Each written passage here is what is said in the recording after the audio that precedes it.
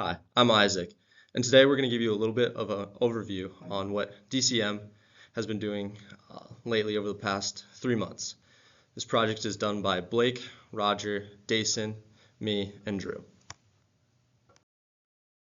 For our most recent review period, the portfolio achieved a 10% summer return, which underperformed the S&P 500 by about 5%.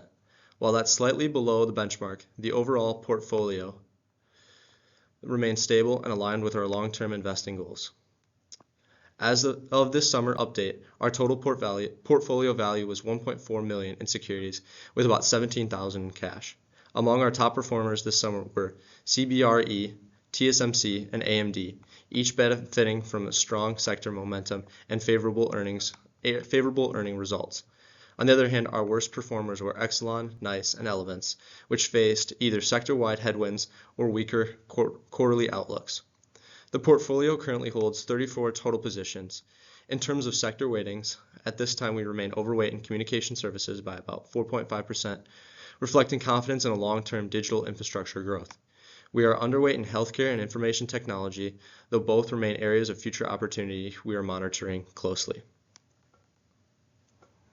Our current allocation stands at about 70% U.S. large cap, 22% U.S. small cap equities, which supports our strategy of stable growth while maintaining some exposure to higher potential small cap names.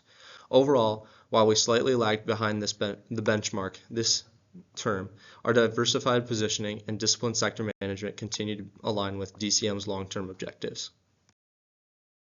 The club allows for an individual stock to weigh up to 10% of our club's total portfolio. The club allows for an individual sector to either weigh up to 20% of our portfolio or 1.5 times the market weight. The club sees potential growth in nuclear under the energy sector, so we will most likely be using a larger percentage than the 1.5 in the market weight, but still under the 20% of our total portfolio.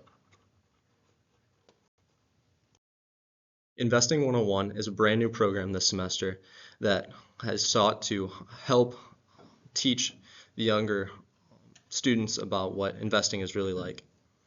It's an 8-week educational program that is every other Tuesday. So one Tuesday night we'll have DCM and the other night will be Investing 101. And it is open to all students, no matter whether you're part of the club or if you're just interested. The goal is to integrate DCM and a Christian worldview into the world of investing.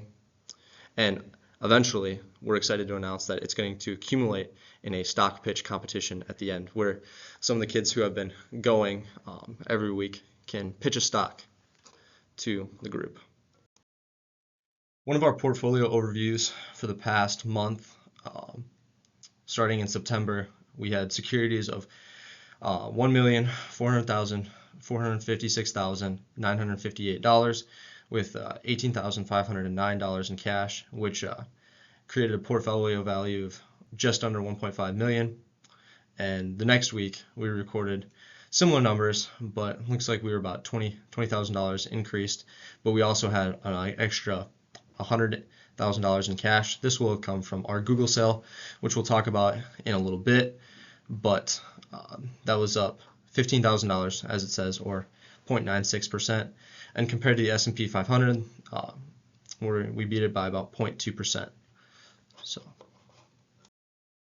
in every meeting, we usually go over what our top performers and our bottom performers were for the last 2 weeks.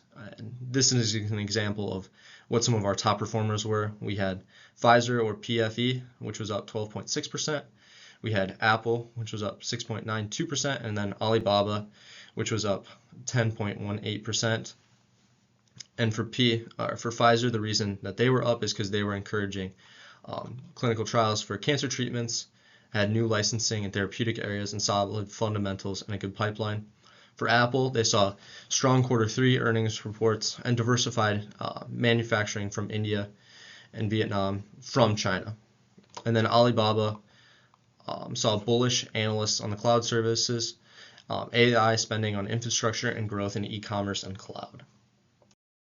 Like we were just saying, this is probably an example of what a poor performers would look like from a day to every 2-week period. And for this time we have AT&T, which had 3.72% negative growth. It had decreasing revenues and EPS trending downwards. For Nike, they had some global supply chain issues and China relationship issues that caused a 4.15% decrease in our holding. And then for Amazon, they saw a 6.19% loss because AWS is not keeping pace. I don't know if you remember the last couple weeks.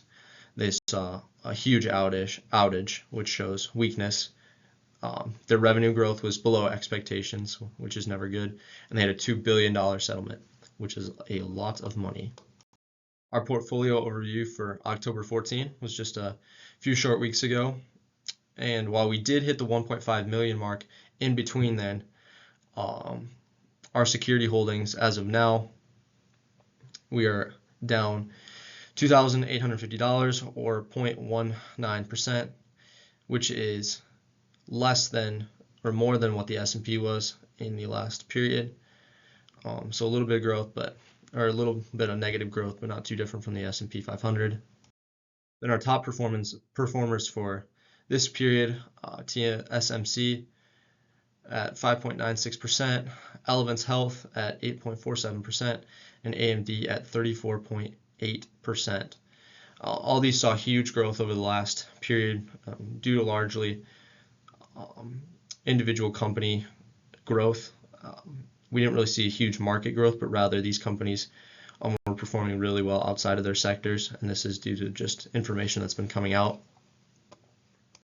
And back to some of our worst performers, we saw AT&T last period, which now they're at 7.47% since the last 2-week period, which is never good.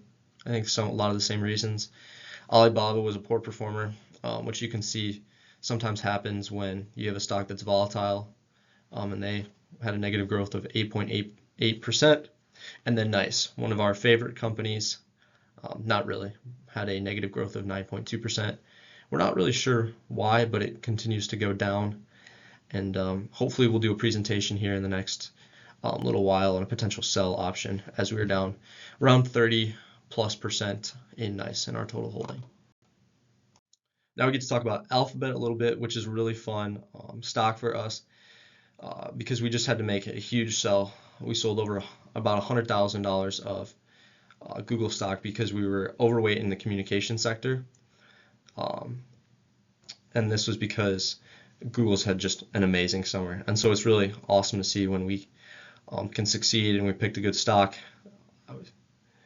We had unanimous vote to sell, which was because we knew it kind of had to happen. So we operate within the guidelines of DCM, and our guidelines says that we cannot be overweight in communications, but also we were beginning to run into the issue where we cannot have over 10% of an individual stock. And so while it is awesome to sell, we still think that Google is a great company, and I think right now we hold around $75,000 of Google stock, and we continue to monitor their success. Lifetime Group Holdings is a company we just looked at about a month ago, and we looked at this company because we were underweight in consumer discretionary, and so we decided that we wanted a company to fit that sector. We bought for about $50,000 because of its optimistic plans for club expansion and new developments. Since then, we've been monitoring their progress. We're down slightly, but we are hoping on a rebound due to a positive mindset when it comes to where we see them going in the future. EPD is the last stock that we're going to look at today. This is the last stock that we've sold in the last, I think, 2 months. And this is a really fun one for me because I got to do the sell presentation on it. And we sold all of our EPD holdings because we were looking to get an influx of cash and to buy other stocks. We also had a unanimous vote to sell. We decided to do this because we wanted to target nuclear sector of energy because we've identified that we do not have enough energy in this country to power all of our growing needs and data centers that we're going to eventually start building. But the interesting thing about this is on the same night that we did an enterprise sell, we also proposed a Chevron sell. But what we ended up deciding is that we didn't want to sell Chevron, but rather buy more of it and increase our weight in the energy sector. we realized that we can hold up to 20% in individual sectors instead of just 1.5. It's the greater of 1.5 or 20%. And so we as a club decided that energy is a sector that needs more growth and investment. So we decided that being overweight is a good thing for both the club and America as a whole. Thank you for watching.